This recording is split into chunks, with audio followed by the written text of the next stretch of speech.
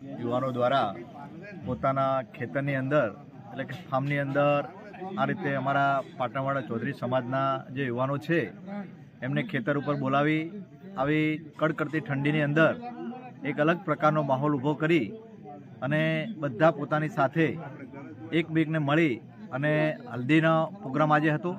આ પ્રમાણે ખાસ કરીને અમારું ઉત્તર ગુજરાત જે છે ત્યાં આગળ ચણા, હલ્દી, ટોઠા આ બધા કાર્યક્રમો થતા હોય છે। ખેતરની અંદર આ પ્રકારની એક મજા, એક અનેરો આનંદ હોય છે। બધા એક સાથે મળે છે અને સરસ રીતે સાથે મળી અને આ પ્રકારના ભોજનના પ્રોગ્રામ કરી અને દર વર્ષે અવારનવાર આવા અલગ અલગ ફાર્મની અંદર અલગ અલગ પોતાના ખેતરોની અંદર બોરની અંદર આ પ્રમાણેના પ્રોગ્રામ થાય છે।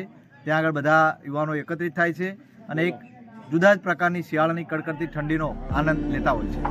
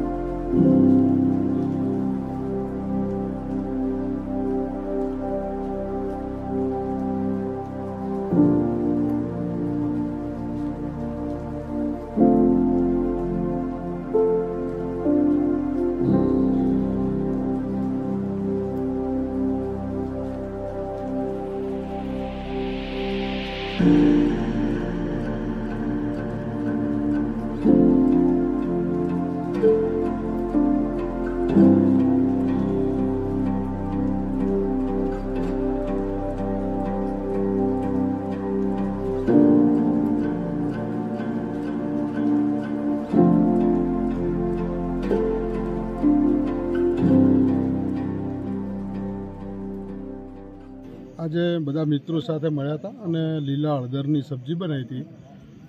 સબ્જીમાં સૌપ્રથમ અમે હળદર લાવ્યા, લીલા વટાણા, આખું લસણ, લીલી મેથી અને ચોખ્ખું ઘી અને દહીં બધું એને પહેલાં અમે ઘીથી એને ઘી ગરમ કર્યું, પછી થોડોક સૂકો ગરમ મસાલો નાખ્યો, પછી એની અંદર હળદર નાખી।